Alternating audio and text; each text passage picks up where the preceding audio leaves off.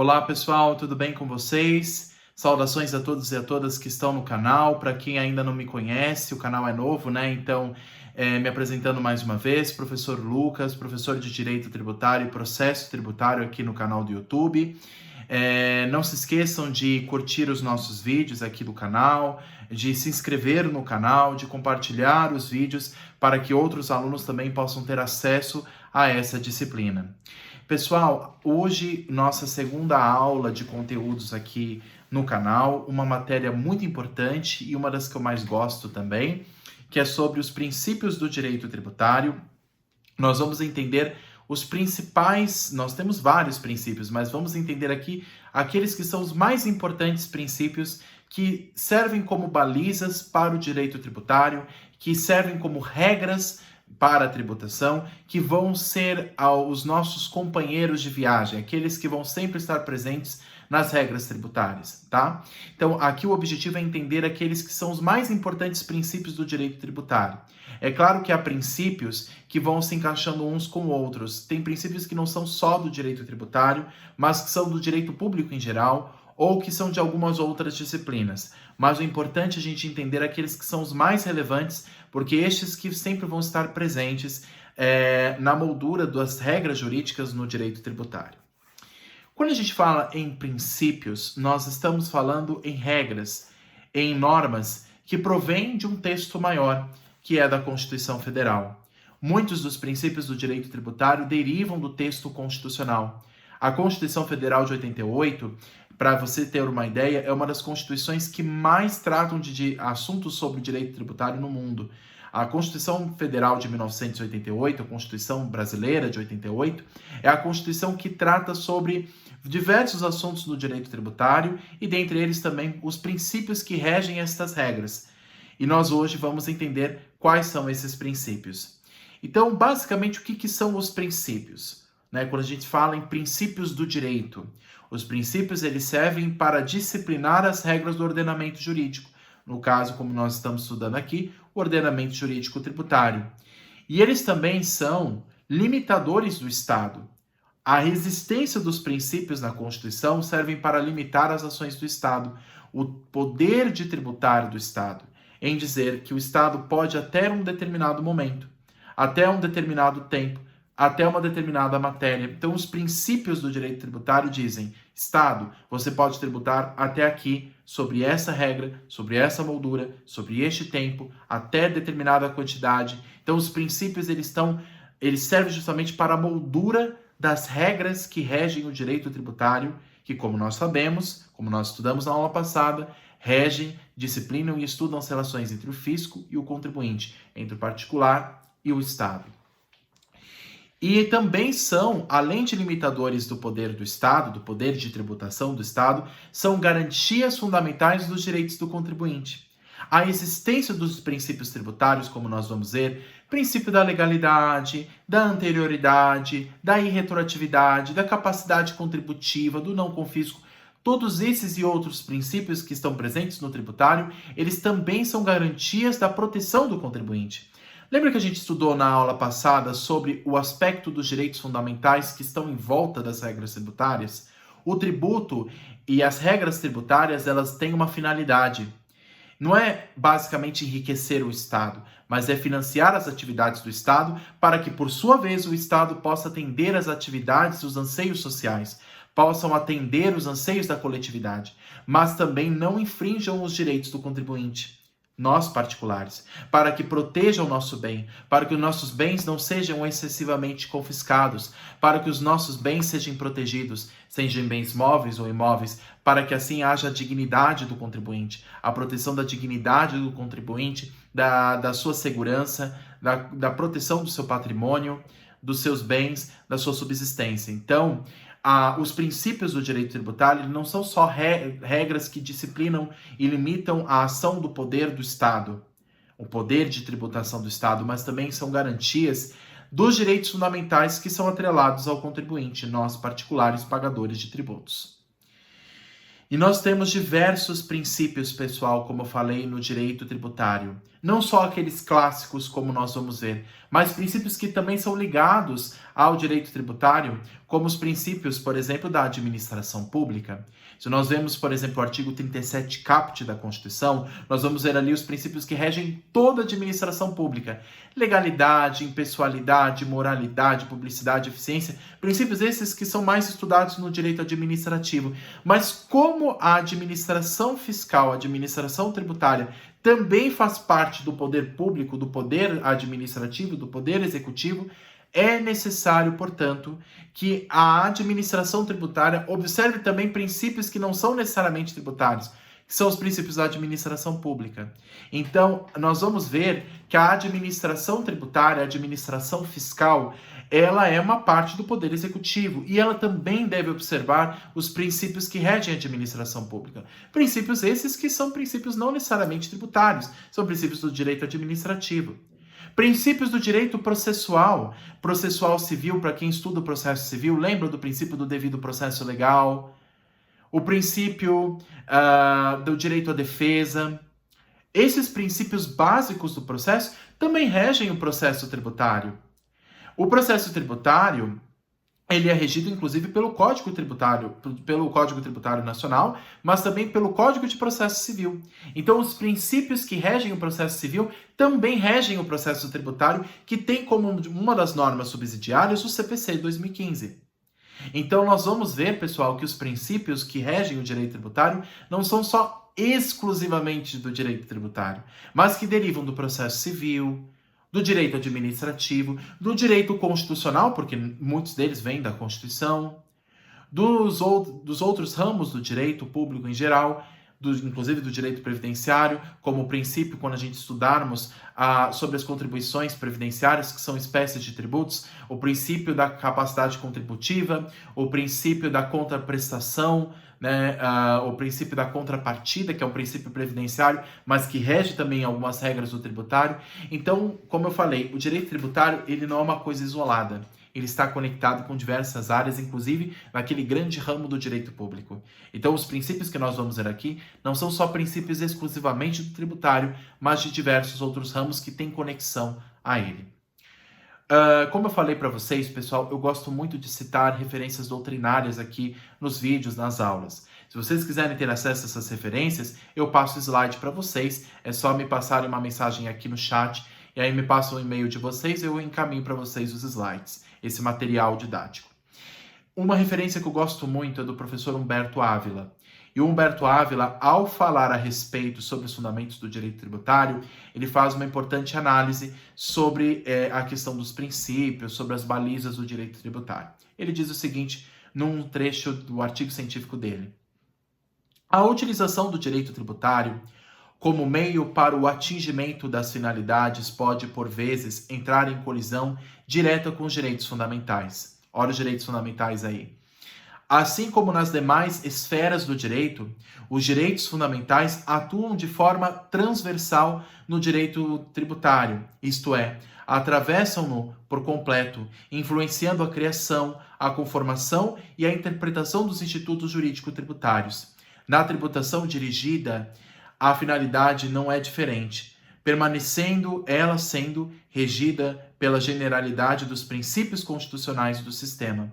Aqui, no entanto, há um enfraquecimento, não são extinções ou de negação de alguns dos princípios informadores da tributação, uma vez que entram em cena outros objetivos da ordem constitucional, que não a finalidade arrecadatória dos meios financeiros para o Estado. Então, o que ele quer dizer nesse trecho aqui, o professor Humberto Ávila? Que os princípios tributários, eles também estão envoltos nessa questão que envolve os direitos fundamentais do contribuinte. Então, quando a gente fala de tributos, nós não podemos pensar apenas na finalidade arrecadatória. Quando se cobra o tributo, é claro que existe uma finalidade de arrecadação. O Estado ele arrecada recursos para financiar as suas atividades que presta à coletividade. Mas não é apenas essa finalidade, mas sim a finalidade de prestar um serviço à coletividade para que seus direitos fundamentais sejam garantidos. O acesso à saúde, acesso à educação, a garantia da segurança pública e demais princípios e demais necessidades coletivas devem ser atendidas pelo Estado. Existe um interesse público por trás, existe o interesse da coletividade por trás. E claro, nessa arrecadação tributária, deve-se respeitar os princípios constitucionais previstos no sistema, como foi muito bem lembrado por Humberto Ávila. E esses princípios que nós vamos ver, eles moldam as regras do tributário e estabelecem limites ao Estado para que garantam a proteção do contribuinte, inclusive a proteção do seu patrimônio. O primeiro princípio, que é impossível, a gente não falar, nós precisamos sempre estudar ele em primeiro lugar, que é o princípio da legalidade tributária ou o princípio da estrita legalidade tributária. Esse princípio, gente, para vocês terem uma ideia, é um princípio tão antigo que ele não data só da nossa Constituição. Ele data de muitos séculos atrás. Se nós pegarmos, inclusive, a Carta Magna de 1215, a Carta Magna, que é um grande instituto jurídico criado na Inglaterra no século XIII, pelo famoso rei João Sem Terra, a Magna Carta, que é um conjunto de leis, de regras jurídicas, ela tem presente uma regra que justamente dá origem ao princípio da legalidade, que também vem do direito romano, que é aquela ideia do no taxation without representation. O que quer dizer esse no taxation without representation? Ou seja, não pode haver tributação, não pode haver cobrança de tributo se antes não foi prevista a existência de lei. Não pode o Estado, a seu bel prazer, cobrar um tributo se não há uma lei anterior que estabelece essa regra tributária. Porque se o Estado pode fazer o que ele quiser sem haver uma lei anterior que preveja isso, isso é arbítrio. E o Estado acaba agindo de maneira tirânica, acaba abusando de seu poder. Lembra que existe uma diferença entre o Estado e o particular. O Estado, claro que tem uma força muito maior, um privilégio muito maior, o detentor do interesse público. Então ele pode exercer a força, só que essa força deve ser limitada pela lei. A tributação ela deve ser prevista em lei para justamente barrar os abusos que possam vir por parte do Estado. Ela tem que dizer, o Estado pode cobrar isso até um determinado ponto, até uma determinada alíquota, com base nesse cálculo já previsto em lei. E a lei ela deve existir também para garantir a proteção do contribuinte, para que o contribuinte saiba e tenha ciência antecipada de como o Estado vai cobrar aquele tributo. É a garantia da segurança jurídica, é a garantia da previsibilidade das regras jurídicas, é a garantia de que o contribuinte não vai ser pego de surpresa e que ele vai ter já como base a lei, que ele não vai simplesmente ser cobrado do nada, ele vai saber que existe uma lei anterior que prevê aquela regra. Então ela existe para dizer, ó, contribuinte, você deve pagar esse tributo, você tem que pagar tanto. Ela tem que estabelecer uma regra anterior para garantir essa segurança, para que o contribuinte possa moldar a sua conduta com base na lei que já foi positivada. Por isso que a Carta Magna tem essa previsão, para a garantia dos direitos dos cidadãos em face do Estado. Então, se isso já foi previsto lá na Carta Magna de 1215, ou mesmo lá no direito romano, nós podemos dizer, portanto, porque o direito romano é o que dá origem ao direito nosso, né? Nós somos um direito de civil law que tem como base, baliza a lei positivada, o direito positivo. A lei ela existe para a garantia dessa segurança, dessa previsibilidade, porque o contribuinte ele deve saber com antecedência como ele deve agir, se ele é passível de tributação ou não, para que ele possa ter tempo de se preparar, para que ele possa ter tempo para pagar o tributo. Então, a legalidade, ela é um princípio que está ligado aos outros princípios. E é um princípio tão importante que não é só um princípio exclusivo do direito tributário, mas também do direito administrativo, como a gente falou, com base no artigo 37 caput da Constituição. Lá o princípio da legalidade também está presente. O artigo 5º da Constituição, que trata sobre os princípios e regras do direito fundamental. Lembra que o professor Humberto Ávila falou sobre a questão dos direitos fundamentais ligados ao direito do contribuinte. Então, a existência da legalidade, ela serve para a proteção dos direitos fundamentais do contribuinte. Então, por isso que deve-se preservar e deve-se respeitar aquilo que está na lei. O contribuinte deve pagar o tributo, mas o Estado deve respeitar os limites da lei, para que haja um equilíbrio, uma isonomia entre o fisco e o contribuinte. E a isonomia é um dos princípios, inclusive, também do tributário, mas previstos com base no artigo 5º caput da Constituição, o princípio da isonomia, da igualdade entre as partes. Esse princípio da legalidade se aplica a todas as espécies tributárias, mas a Constituição Federal, ela estabelece algumas exceções. A Constituição Federal, que é o maior texto legal, maior do que qualquer lei que existe no país, maior do que uma lei ordinária, uma lei complementar. A Constituição, nós sabemos que tem uma hierarquia acima de todas as leis do país. Aquela hierarquia, como a gente vê na pirâmide, lembra de Hans Kelsen? Não sei se vocês lembram na faculdade, onde a Constituição está no topo. A Constituição, ela prevê exceções à legalidade. Não é que seria exatamente exceções à legalidade, mas hipóteses em que não necessariamente a lei precisa existir para que haja uma mudança em uma determinada matéria tributária. Nós vamos ver lá na frente a exemplo dos impostos que a gente chama de impostos extrafiscais, que é exemplo de tributos que têm como finalidade não meramente arrecadatória, mas de moldar as regras econômicas do mercado ou moldar as condutas de consumo dos contribuintes, enfim. Nós vamos ver lá na frente a característica extrafiscal de determinados impostos, como o imposto de importação, exportação, o IOF, o IPI. São impostos federais, como nós vamos ver lá na frente, quando estudarmos as espécies tributárias, em que prevê a possibilidade de que haja mudança de suas alíquotas sem necessariamente aprovação de lei, com base apenas em atos do Poder Executivo.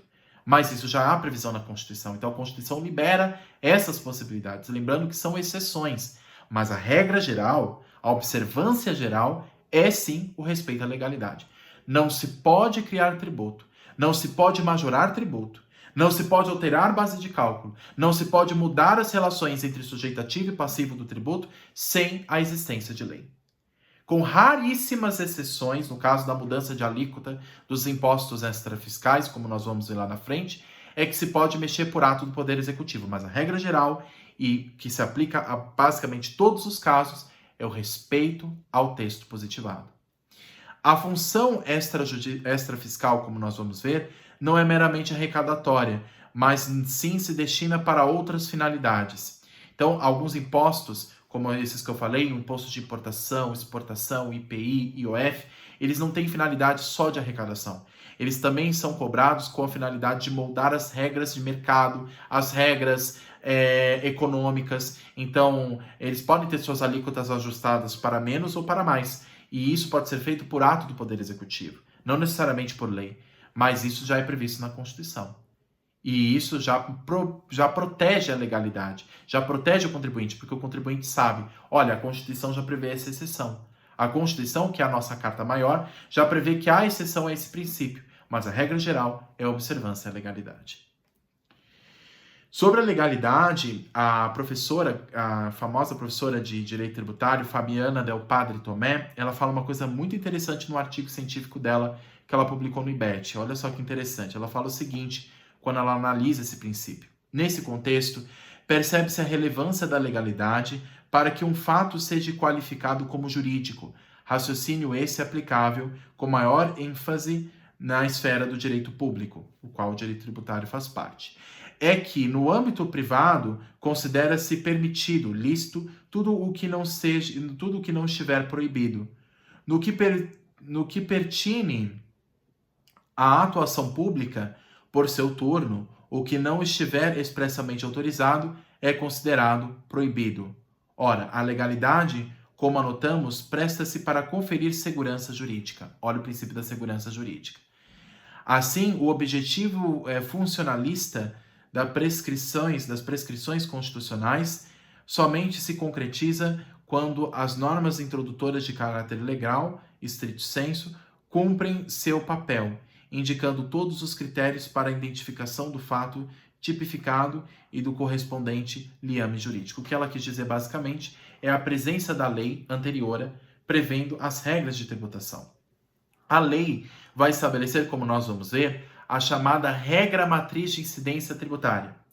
O que é essa regra matriz? É a regra para a tributação do tributo. Quem será o sujeito ativo ou passivo? Quando que vai ser cobrado? Como vai ser cobrado? Quanto vai ser cobrado? Essas regras, critério temporal, material, espacial, pessoal, quantitativo, esses critérios que envolvem a regra matriz de incidência tributária, que é muito bem trabalhada, inclusive pelo professor Paulo de Barros Carvalho, ela é uma regra que tem que ser prevista em lei. E a lei, ela existe justamente para garantir o grande princípio, que é o princípio da segurança jurídica, como muito bem lembrou a professora Fabiana Del Padre Tomé. A professora Fabiana, inclusive, cita muito o professor Paulo de Barros Carvalho, que até usa na sua obra o conceito de sobreprincípio da legalidade tributária. Desculpa, o sobreprincípio da segurança jurídica. Todos os princípios que existem no direito tributário, legalidade, anterioridade, retroatividade, não confisco, todos esses princípios que existem e que moldam as regras tributárias, eles servem para garantir um princípio ainda maior, que é o princípio da segurança jurídica, para garantir isonomia entre as partes, entre o Estado e o particular, para permitir que a relação entre eles seja possível, para que não haja essa diferença, para que haja uma harmonia, para que haja uma possibilidade harmônica de convivência entre o Estado e o contribuinte, em que o contribuinte sabe como deve agir e quanto deve pagar, e o Estado, por sua vez, cobra o tributo e tem o dever de fazê-lo, de cobrar o tributo, mas respeitando os limites já previstos na nossa legislação. Princípio da anterioridade, que está ligado ao princípio da não surpresa. O tributo não pode ser cobrado, desculpe a expressão coloquial, de uma hora para outra. O Estado, quando ele cria por meio de lei um tributo, ele não pode exigir já no dia seguinte. Se o Estado cobra um tributo no dia 31 de junho de 2023, ele não pode cobrar o tributo já no dia 1º de agosto do mesmo ano. Então ele deve respeitar o limite de tempo. Não só o limite material da existência de lei, mas o limite de tempo. Se ele quer criar uma lei nova sobre o tributo, no caso, eu citei o exemplo dia 30 ou 31 de junho, ele já não pode valer já no dia seguinte. Ele tem que só valer no ano seguinte. Esse é o princípio da anterioridade. Deve-se respeitar o exercício financeiro. O que é o exercício financeiro? O tempo em que essa lei foi promulgada. O exercício financeiro é o ano. Começa no dia 1º de janeiro, termina no dia 31 de dezembro. Se ele foi promulgada, essa lei, ou no início ou no meio desse ano, ela não pode valer já no dia seguinte. Ela tem que valer já só para o ano que vem. Então deve-se respeitar um tempo mínimo, que é o tempo anual, que é o que a gente chama de anterioridade anual. Mas existe uma outra anterioridade que também complementa essa, prevista no artigo 150, inciso 3 da Constituição, que é a anterioridade nonagesimal. Também não adianta você mudar a regra tributária, por exemplo, no dia 31 de dezembro, e já começar a cobrar no dia 1º de janeiro. Como não, professor? Você não disse que deve respeitar o exercício financeiro? Se ele mudou a regra tributária no dia 31 de dezembro de 2023, então ele pode cobrar no dia 1º de janeiro de 2024, correto? Porque aí respeita o exercício financeiro, o ano em que foi cobrado. Se 2023 houve uma mudança da regra, passaria a valer em 2024, no primeiro dia. Na verdade, não é assim. Porque nesse caso, quando a lei ela já é instituída já no final do ano de 2023, por exemplo, ela não pode valer já no primeiro dia seguinte do outro ano. Ela tem que respeitar um tempo mínimo de 90 dias. Então, se ela foi cobrada, se houve uma lei que mudou a regra, que modificou alguma regra sobre o tributo, ela já não pode valer no dia 1º de janeiro do ano seguinte. Ela tem que respeitar 90 dias. E por que existem essas duas anterioridades, a anual e a nonagesimal? Porque elas não são antagônicas, elas se complementam. É justamente para garantir a proteção do contribuinte, para que o contribuinte não seja pego de surpresa, para que o contribuinte de uma hora para outra não seja pego de surpresa com a mudança da lei com base na tributação, para que o Estado não de uma hora para outra comece a exigir um tributo maior do que ele antes exigia. Então tem que se respeitar um tempo. E por que tem que ter esse tempo? Para que o contribuinte tenha tempo de se organizar, para que o contribuinte financeiramente possa se organizar e saber, olha, ano que vem a tributação vai ser maior, mas eu tenho tempo, então eu já vou começar a me organizar aqui na minha empresa ou na minha propriedade privada para que eu consiga moldar a minha conduta e assim atender a nova demanda. É óbvio que é possível a mudança da regra tributária mediante lei, mas deve-se respeitar o tempo anual, que é a regra geral, e nonagesimal, se for instituído no final do ano do exercício financeiro. No caso, se for instituído no dia 31 de dezembro de 2023, já não pode ser cobrado no dia 1º de janeiro de 2024. Tem que se respeitar um mínimo de 90 dias. Lembrando que essas duas anterioridades, a anual e a nonagesimal, elas não se contradizem, elas se complementam e são garantias para a proteção do contribuinte e limitações ao poder do Estado. É claro que existem exceções, essa é a regra geral que estou dizendo, mas as exceções são previstas em lei. E as exceções já entra mais uma vez o exemplo dos impostos extrafiscais, quando a gente estudar sobre eles, os famosos impostos federais de importação, de exportação, em que, nesse caso, eles, né, os impostos extrafiscais, com exceção do IPI, eles acabam sendo uma exceção a esses princípios com relação às suas alíquotas. Então, se há uma mudança de alíquota desses impostos, a exemplo do imposto de importação e exportação, eles não precisam respeitar esse tempo. Agora, se houver uma mudança da sua base de cálculo, sim, mas das suas alíquotas, não. E por que eles têm essas alíquotas flexíveis? Para mais ou para menos? Para justamente atender às demandas do mercado. E a gente sabe que as atividades econômicas são muito dinâmicas. Então, os impostos extrafiscais de importação, de exportação, por exemplo, eles servem justamente para moldar essas regras econômicas que são dinâmicas. Então, eles podem ter alíquotas ajustáveis. E esse ajuste da alíquota não necessariamente precisa respeitar esse tempo de 1 ano ou de 90 dias. Ele já pode ser mudado. A alíquota, não a base de cálculo. E é uma exceção, mas é prevista na Constituição. Não é uma exceção que o Estado criou. É uma exceção já prevista na Constituição. Então, se é já prevista na Constituição, ela também é observada pela lei, tá bom? Então, existe a exceção à anterioridade, assim como também no caso, por exemplo, dos impostos, do imposto extraordinário de guerra, que é previsto na Constituição, e o chamado empréstimo compulsório também tem exceções a esta regra da anterioridade, que são justamente tipo de tributos que somente são cobrados em situações muito específicas, em casos de guerra, de calamidade pública, que, claro, que por situações emergenciais, eles não precisam esperar um tempo de 90 dias ou de 1 ano. Eles já podem ser cobrados logo em seguida, para justamente atender essa demanda emergencial. Mas aí é uma questão de exceção. A regra geral é se aplicar à anterioridade. Entenderam então, pessoal, basicamente a diferença entre anterioridade anual e nonagesimal? Lembrando que são princípios que não é que se contradizem, mas eles se complementam. Lembrando que há exceção ao caso dos impostos extrafiscais, a exemplo do imposto de importação e exportação, e também no caso do imposto extraordinário de guerra e dos empréstimos compulsórios.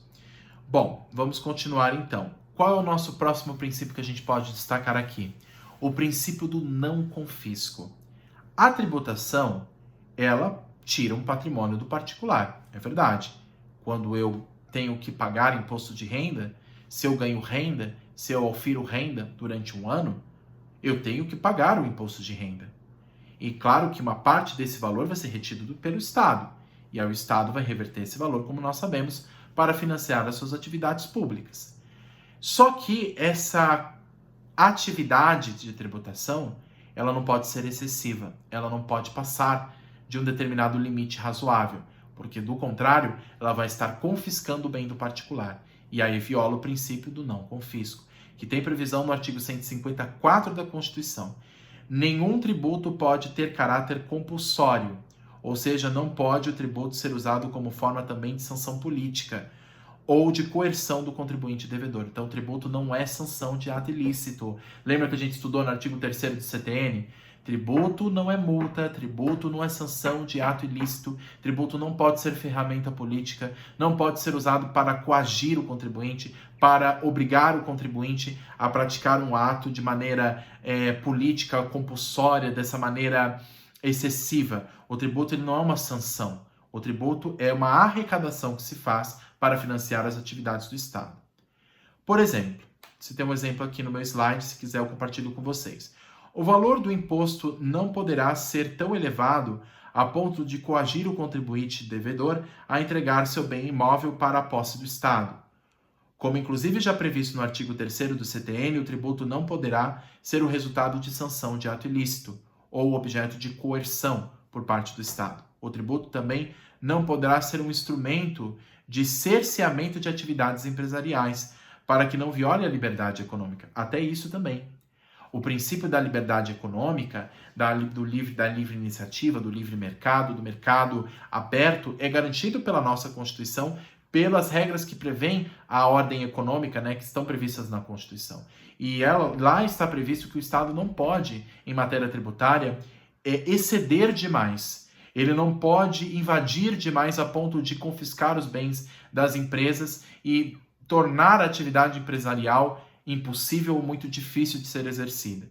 Então, por isso que os princípios eles servem para, como nós sabemos, a garantia dos direitos fundamentais do contribuinte, a proteção do seu patrimônio, dos seus bens materiais. E existe uma exceção, claro, a essa regra, mas existe um porquê que é previsto na Constituição, que é o artigo 182, parágrafo 4º da Constituição, em que diz que em caso de terra improdutiva em âmbito urbano ou em âmbito rural, o imposto cobrado sobre essas terras, eles podem ter suas alíquotas aumentadas ainda mais para forçar o contribuinte a voltar à sua propriedade, para não deixar a sua propriedade abandonada. Então vamos imaginar que eu tenho um imóvel urbano e eu não uso para nada, deixo ele parado, ou mais ainda, quando há uma propriedade rural que eu não exerço para nada. O Estado, segundo a Constituição, ele pode, segundo o texto constitucional, ele pode cobrar uma alíquota ainda maior e cada vez maior sobre aquela propriedade pelo não exercício da propriedade, por não atingir a sua finalidade social. Então a Constituição fala, inclusive, da função social da propriedade. Até o Código Civil fala sobre isso, quando fala dos bens imóveis, a função social da propriedade. Quando o proprietário abandona o bem imóvel, ou até pior, quando usa o bem imóvel para fins ilícitos, então, por exemplo, para o cultivo de entorpecentes, isso é um fim ilícito. Então, nesse caso, o Estado ele deve... ele vai cobrar ainda mais tributos a fim de confiscar aquele bem imóvel por ter sido usado de maneira ilícita, de ter sido usado de maneira ou imprudente também. Então, no caso, aí é uma exceção, no caso do IPTU, que é cobrado sobre os bens imóveis em zonas urbanas, e o ITR sobre zonas rurais. Esses tributos, o IPTU, que é municipal, e o ITR, que é federal, eles podem ter suas alíquotas ainda mais aumentadas, tendo essa característica de confiscação, justamente para combater atividades ilícitas ou forçar que o contribuinte volte à sua propriedade e atenda à sua função social. Capacidade contributiva. O que é a capacidade contributiva? Quando a gente fala sobre capacidade contributiva, pessoal, esse é um princípio muito presente, por exemplo, na matéria de imposto de renda. Quanto mais eu ganho, mais eu pago. Quanto maior a minha base de cálculo, maior será a alíquota aplicada a essa base de cálculo. Se vocês forem ver na tabela de imposto de renda, você tem a primeira faixa, que é a isenção, e aí você tem a segunda, a terceira, a quarta faixa. Quanto maior o meu salário, quanto maior a minha arrecadação, quanto maior a minha capacidade contributiva, maior será a alíquota aplicada a esta base. Então, ele deve estar de acordo com a capacidade contributiva do contribuinte. E olha que interessante, Patrícia Brandão Pauliello, que é uma doutrinadora também, eu poderia citar o seguinte, olha só o que ela falou a respeito da capacidade contributiva. A capacidade contributiva, conforme já analisada no item anterior deste estudo, é a capacidade do contribuinte relacionado com a imposição do ônus tributário. É a dimensão econômica particular de vinculação do contribuinte ao poder tributante, ao Estado, de forma geral. Pressupõe, portanto, uma relação jurídica entre o contribuinte e o fisco, em que este impõe ao primeiro o dever de arrecadar aos cofres públicos nas medidas de suas possibilidades, ou seja, no limite de sua capacidade contributiva. E como é que a gente mede essa capacidade contributiva? Como é que o Estado sabe da capacidade contributiva? Por exemplo, do imposto de renda. Se vocês forem ver ali a declaração do imposto de renda, ali você tem que dizer também não só quanto você ganha de salário, mas os seus bens imóveis, quanto que você gastou durante o ano, os bens materiais que você tem, a herança que você pode ter auferido também. Então, todos os outros bens que geram esse lucro, esse acréscimo. Então, isso vai medir a minha capacidade contributiva de pagar mais ou não tributo. E isso nós vemos na tabela de imposto de renda, como também em outros tipos de tributos também, que medem essa capacidade. Quando o meu imóvel, por exemplo, está em uma zona, por exemplo, uma zona muito valorizada, uma zona urbana muito valorizada, imaginemos que meu imóvel esteja num bairro nobre em São Paulo. Claro que a tributação de IPTU que vai ter nesse meu bem imóvel vai ser muito maior do que uma pessoa que tem um bem imóvel numa zona da região de São Paulo que seja menos favorecida. Então, conforme a localização do bem imóvel, isso também pode contribuir na questão da capacidade contributiva. Isso pode também ser critério de avaliação para ver a capacidade contributiva do contribuinte. Onde o bem imóvel dele está localizado, quanto que ele tem de terreno, isso tudo é analisado pelo fisco. Quanto maior a base de cálculo, maior será a alíquota. O IPVA também trabalha com essa questão da contribuição, da capacidade contributiva. Pode ter uma alíquota diferenciada a depender da utilização do imóvel. A depender do quanto que você usa desse imóvel, pode ter também uma alíquota diferenciada. E o IPTU, como nós falamos, que é um imposto municipal cobrado sobre a propriedade urbana, a alíquota diferenciada a depender da localização do imóvel ou a depender da destinação também do imóvel. Um imóvel destinado para fins, por exemplo, comerciais, vai ter uma alíquota diferente do que um imóvel para fins residenciais. Isso também é analisado. Então, a alíquota ela pode ser ajustada também com base nessa capacidade contributiva e com a finalidade daquele bem imóvel que a pessoa possui. Princípio da irretroatividade tributária. Gente, esse princípio também é muito clássico na matéria de tributação. A regra geral, gente, a lei tributária ela não retroage. Se uma lei nova é instituída, ela não pode retroagir a fatos anteriores, para justamente também proteger o contribuinte. Imaginemos uma situação. Eu pago o imposto de renda nesse ano com base numa alíquota de 6%. Imaginando uma hipótese. Só que nesse ano, mais para frente, lá em setembro, a União promulga uma lei que vai aumentar essa alíquota para 8%. Vou ter que pagar mais. Ela pode retroagir sobre a minha declaração que eu já fiz, tendo como base 6%? Não. A lei deve respeitar este tempo. Ela deve respeitar este limite temporal. Ela não pode ser cobrada de maneira retroagir a fatos anteriores. Ela tem efeitos ex nunc, para frente, e não ex tunc, de retroagir. Se a lei retroage, ela é nula. Ela não pode fazer isso. Ela tem essa limitação constitucional. Só há exceção, por exemplo, no caso de sanções tributárias. Então, no caso de o contribuinte ele estar devendo para o fisco, né? No caso, vamos supor que eu esteja devendo para o fisco. E lá na frente surge uma lei mais benéfica para mim. Essa lei benéfica pode retroagir para favorecer a mim, devedor? Pode. Em casos de infrações tributárias, infrações pecuniárias, nesse caso, para favorecer mais o contribuinte, a lei pode retroagir. Mas a regra geral é uma lei que é promulgada, ela não pode ter efeitos anteriores, sobre fatos anteriores, e sim para frente. Inclusive, o Supremo Tribunal Federal tem uma jurisprudência já consolidada nesse sentido, que inclusive revogou uma súmula sua em matéria de imposto de renda, que tinha essa polêmica que envolvia a violação ao princípio da irretroatividade tributária. Então, o Supremo Tribunal Federal já tem jurisprudência consolidada nesse sentido para a proteção do patrimônio do contribuinte e para que não haja violação à irretroatividade tributária. Mesmo em matéria de imposto de renda, a lei nova não pode retroagir sobre fatos anteriores, ainda mais se for uma lei mais gravosa, uma lei que torna o imposto maior, que torna o imposto mais caro, né? A proibição da retroatividade, estou citando aqui agora o doutrinador Alexandre Teixeira Jorge, ele diz o seguinte: a proibição da retroatividade é corolário da segurança jurídica. Olha o princípio da segurança jurídica. Da proteção da confiança na lei e da não surpresa, estando prevista em alguns dispositivos do atual texto constitucional, aqui nos interessando particularmente o artigo 153-A da Constituição, que consagra o princípio da irretroatividade da lei mais gravosa. Então, veja a proteção do patrimônio do contribuinte como a garantia dessa segurança jurídica.